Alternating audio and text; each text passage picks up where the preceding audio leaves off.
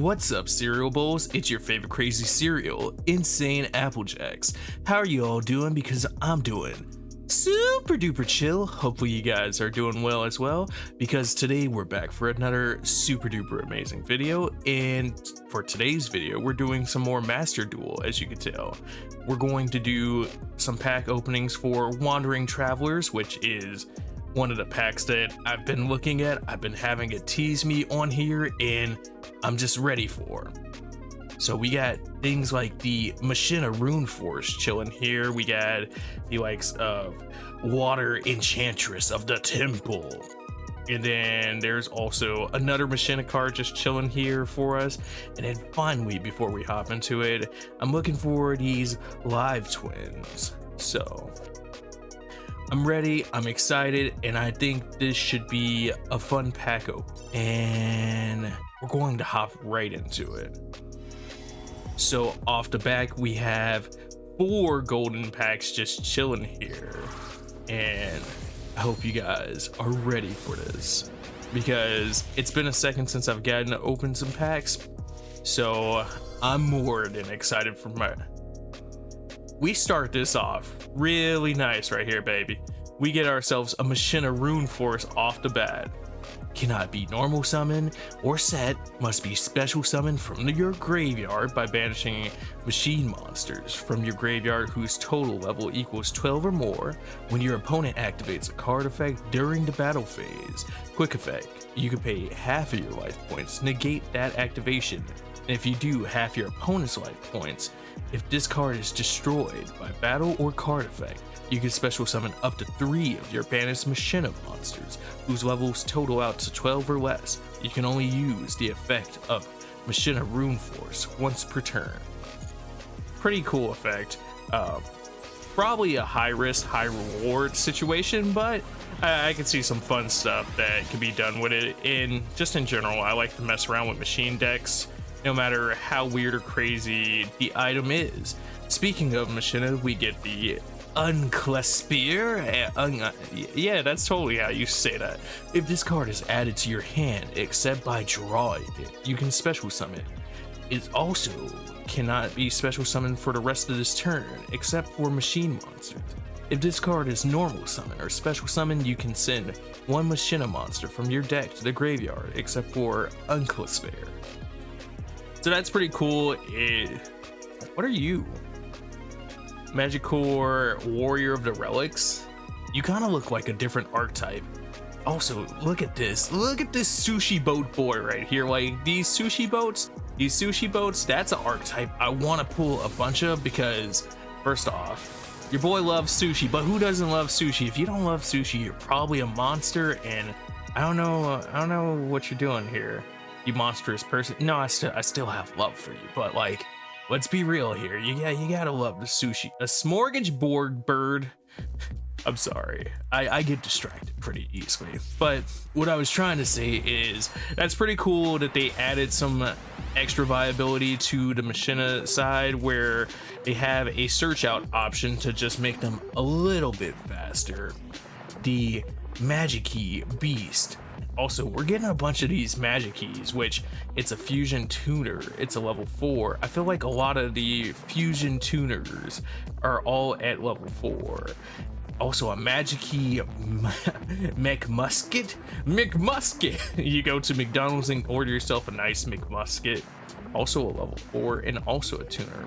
And it's the same artwork as the other card. But I feel like that's an interesting looking archetype as well. There's a lot of stuff in this pack that's just kind of caught my attention, and I'm like, yo, we get ourselves a Live Twin. Lila, your opponent must pay 500 life points to declare an attack. If this card is normal or special summon and you control no other monsters, you can special summon 1 Kiseki monster from your hand or deck. You can only use this effect of the Live Twin once per turn. Okay, alright. You know, I don't think they have the largest repertoire of like cards for that archetype, but it seems really interesting, and its art style really catches my eye, just because in general That's a style that I'm super into.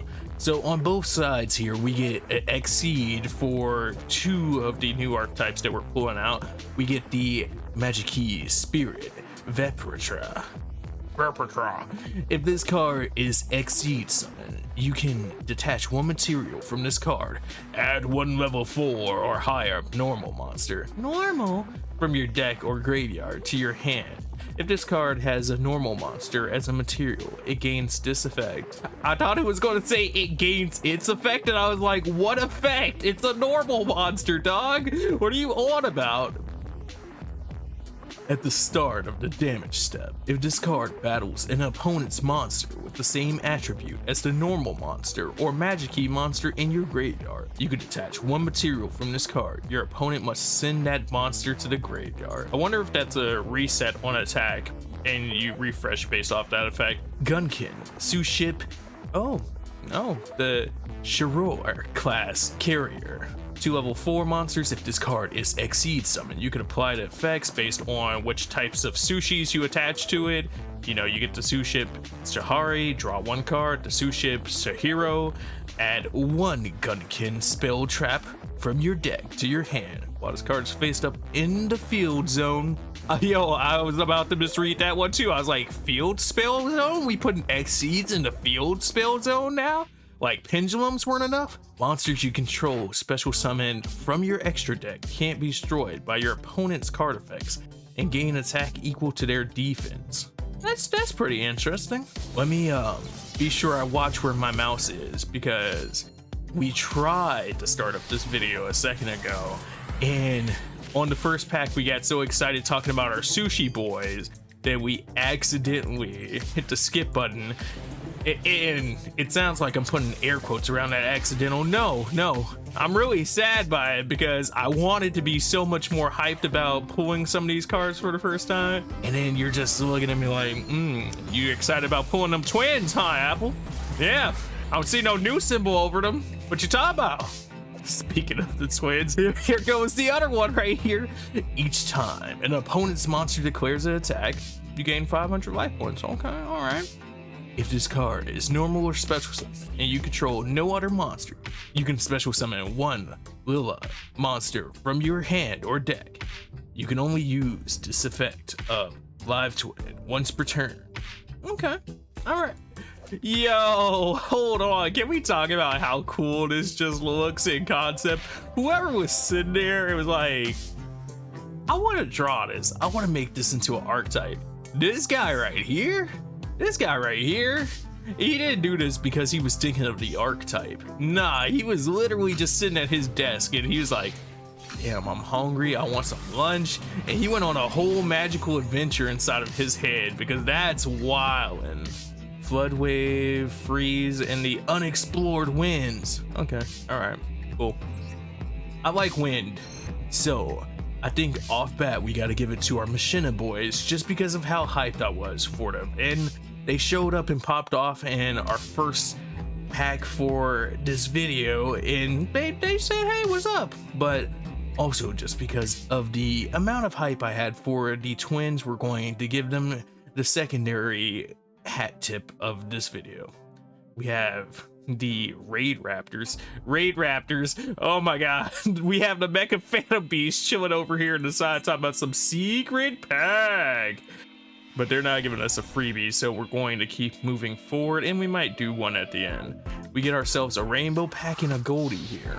I don't know if you guys caught it in the first pack, but we have a full triple set of that fusion tuner, so hopefully we could dodge that, but some breakdown would be nice, because the sushi deck, it's got me enthralled over here. I'm not keeping up with how much I'm pulling out of it.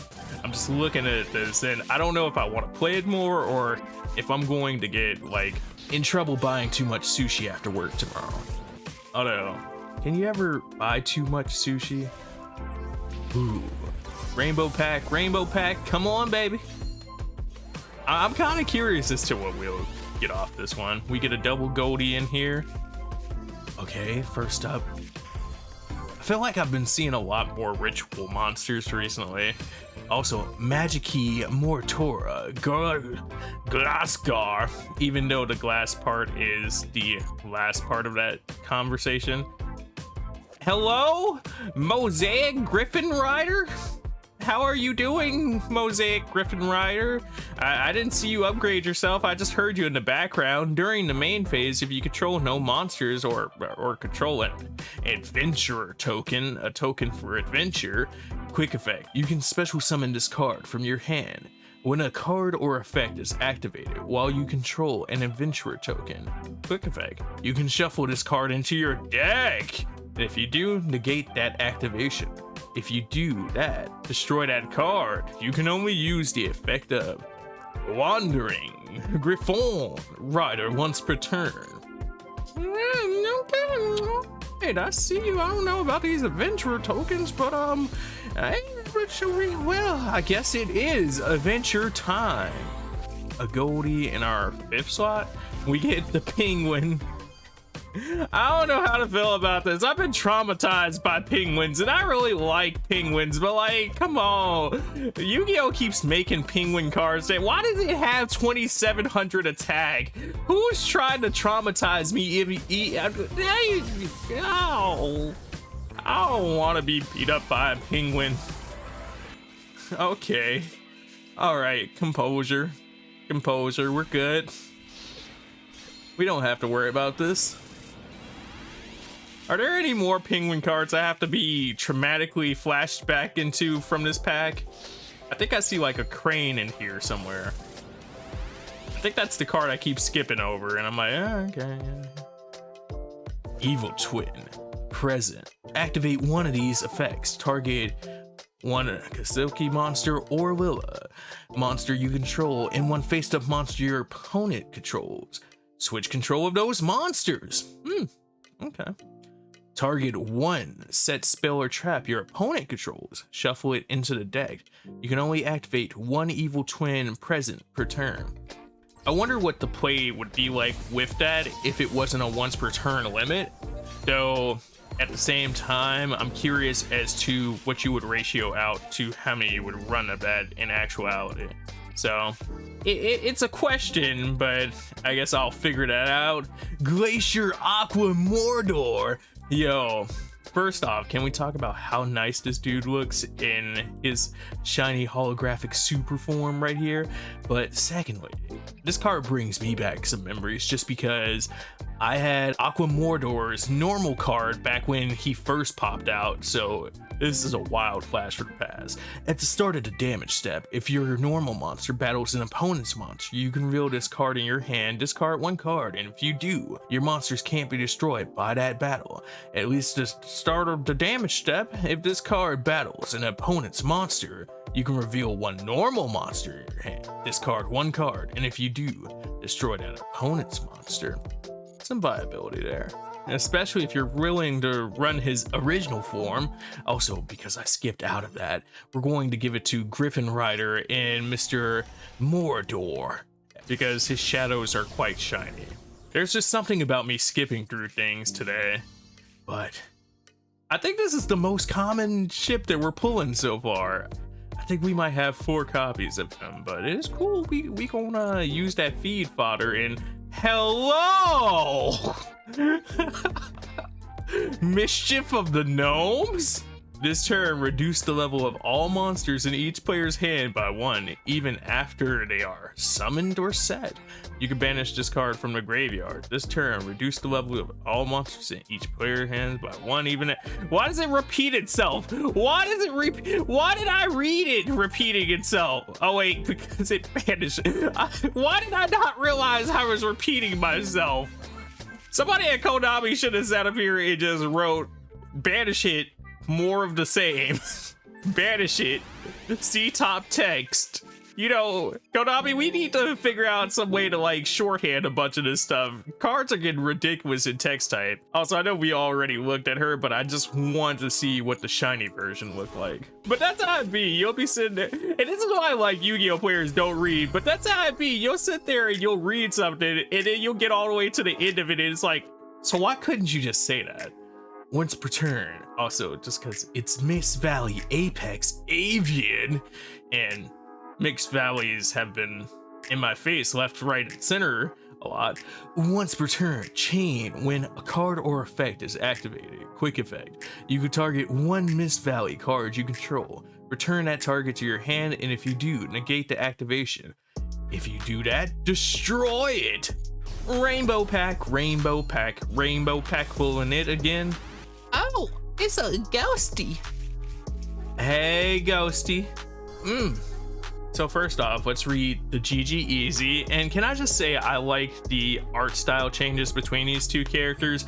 It kind of, in general, the two of them give me like the panty stocking vibes, but the art style swaps hammer that in even more, and it's just like, yo, or like kind of like Muse Dash feels with their screens. Anyway, you contribute one Kisilki monster or one Lila monster, then activate one of the following effects.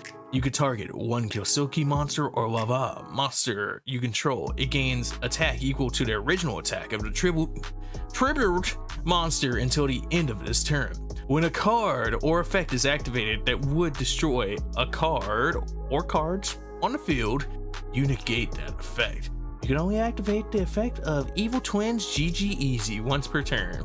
Imagine how toxic activating that card has to be. Rite of Asmara. If you control no adventurer token, special summon one adventurer token, 2000, 2000, alright. You place one faithful adventurer from your deck. Face to... Alright, I was trying to take this card serious. I was trying to take this archetype serious, but then they said faithful adventurer. Just like I couldn't take myself serious saying GG Easy during a game, I don't think I could take myself serious saying, yo, the faithful adventurer. It's like, at that point, you're just wilding out here. But the GG Easy, I definitely feel like that's toxic. Activate GG Easy. That almost feels like straight shit talk right there. A triple Goldie.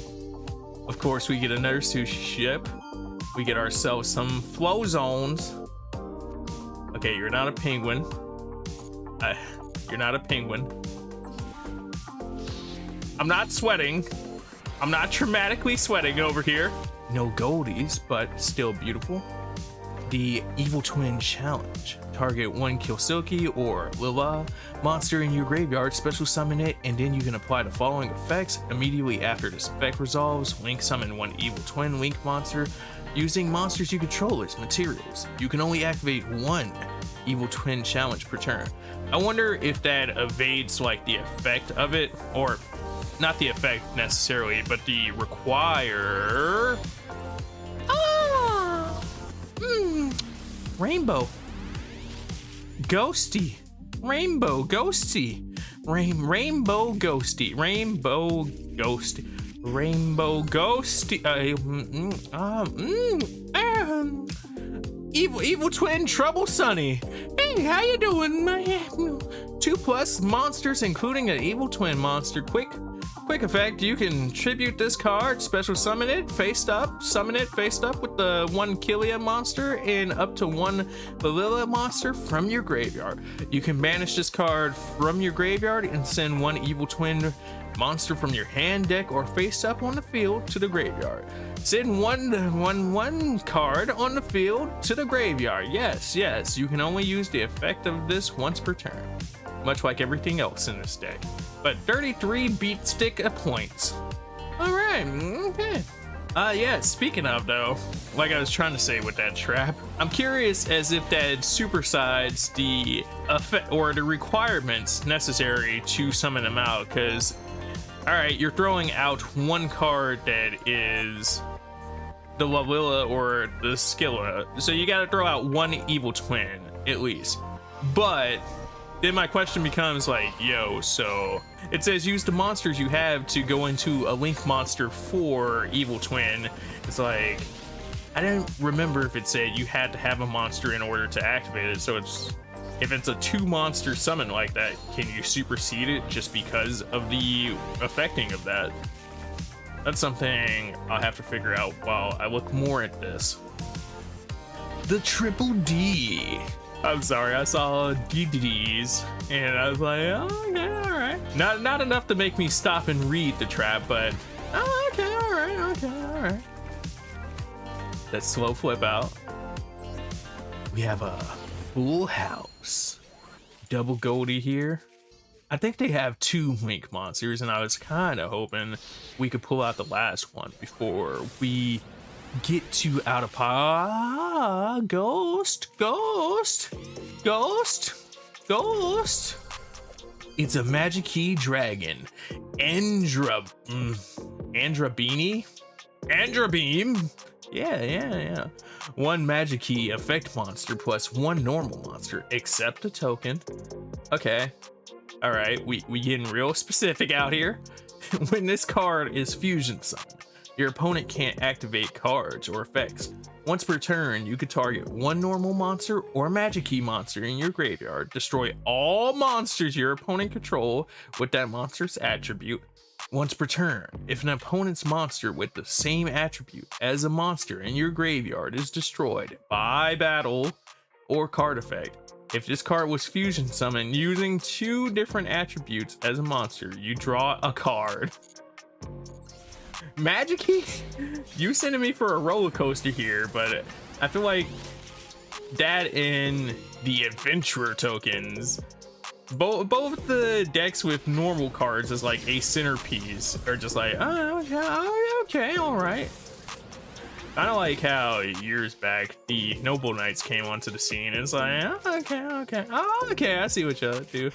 Okay, all right. We were talking about you. Hey, Water Enchantress of the Temple out here making an appearance, saying y'all can check out this pack if you control an adventurer token. Okay, so you're an adventurer token card girl. Yeah.